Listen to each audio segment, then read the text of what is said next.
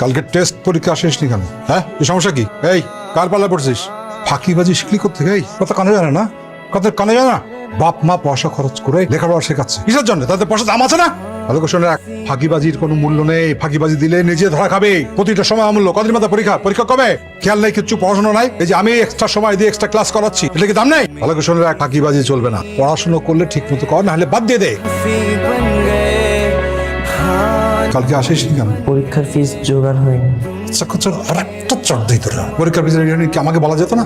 আজকে last date. আম্মা অনেক জায়গায় চেষ্টা করতে পারেন। আমার চেষ্টা করতে পারিনি, সেটা কি আমাকে বলা যেত না? একটা বছর নষ্ট হবে বাবা, বুঝতে পারছি। তুই যা যা, দেখি আমি কি বুঝি মারে কি বসতে। সবার সামনে ধরে মারছি, তুই কষ্ট পাচ্ছিস।